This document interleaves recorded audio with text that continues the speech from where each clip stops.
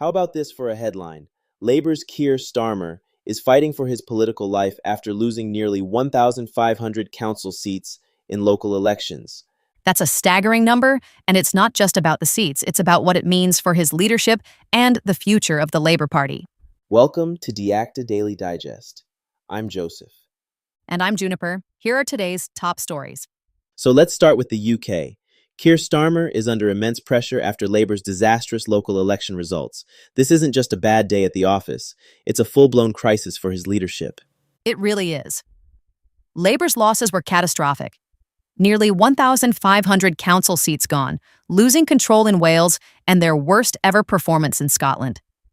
These results are a stark contrast to the landslide victory they had in 2024. What's going on here? Well, it seems like a combination of factors. Starmer's leadership has been criticized as too cautious, too incremental, and voters are clearly frustrated. Living standards are being squeezed, and Labour hasn't offered a compelling vision to address that. Angela Rayner, for one, has been vocal about the need for immediate action on issues like the cost of living and public ownership. And she's not alone. Catherine West, a backbencher, has essentially issued an ultimatum. If Starmer's upcoming speech doesn't grab the nation, she's ready to start canvassing support for a leadership contest. That's a bold move, especially since she's not aiming to replace him herself. Right, but her actions could pave the way for others. Angela Rayner is a potential challenger, and then there's Andy Burnham, the mayor of Greater Manchester. His name keeps coming up, but he's not even an MP right now, which complicates things. It does, but Burnham's popularity and his ability to connect with voters make him a strong contender, if he can find a way back into Parliament. The question is, can Labour afford the chaos of a leadership contest right now? That's the dilemma. Labour's rules require any challenger to secure endorsements from 81 MPs to trigger a contest, which is a high bar. But if Starmer's speech falls flat, the pressure for change could become overwhelming. And let's not forget the broader context. Labour's losses come at a time when the UK is grappling with economic uncertainty, rising energy costs, and a healthcare system under strain. Voters are looking for bold solutions, and they're not seeing them from Starmer. Exactly. And speaking of bold solutions, or the lack thereof, let's shift to the US-Iran standoff. The ceasefire is hanging by a thread and tensions are escalating after Trump rejected Iran's latest peace counterproposal. This situation is incredibly volatile. Iran's proposal included demands like recognition of sovereignty over the Strait of Hormuz, compensation for war damages, and the release of frozen assets. They've called it reasonable and generous, but Trump dismissed it outright. And the Strait of Hormuz is a critical flashpoint. It's one of the world's most important shipping lanes, and its closure has already caused oil prices to spike. Saudi Aramco is warning that the oil market might not stabilize until 2027 if the strait remains blocked. That's a long time to deal with elevated oil prices. Oman's foreign minister is urging immediate action to reopen the strait, calling it a humanitarian issue. But the geopolitical complexities make this far from straightforward.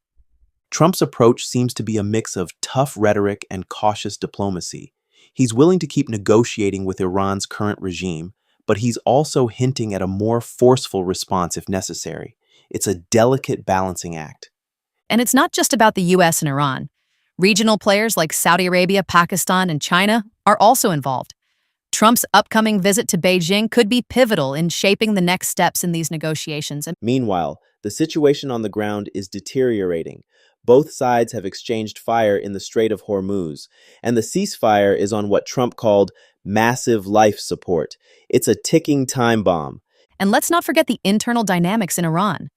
Hardliners are actively working to block any deal with the US, complicating Tehran's efforts to present a united front in negotiations.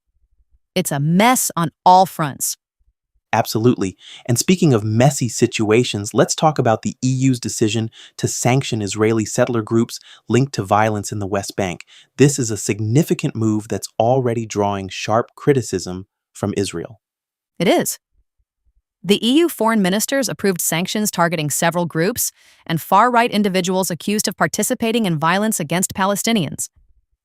Israel has called the move arbitrary and political, which isn't surprising.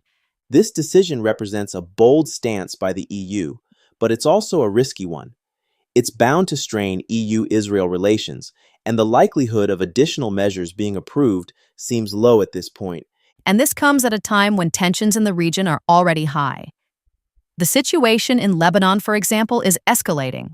Israeli offensives are reportedly boosting support for Hezbollah, and violence near the Lebanon border is surging.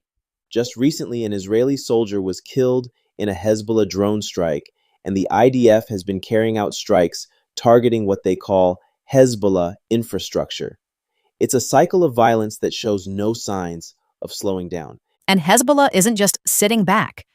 They've released footage of drone strikes on Iron Dome batteries, raising questions about the system's vulnerabilities.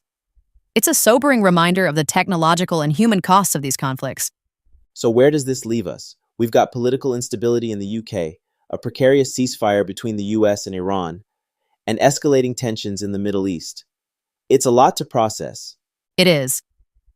But if there's one takeaway, it's that these issues are deeply interconnected. Economic pressures, political leadership, and regional dynamics all feed into each other. It's a reminder that in today's world, no issue exists in isolation. Well said. And on that note, I think we'll leave it there for today. Plenty to think about, and plenty to keep an eye on in the days ahead. Absolutely. Until next time.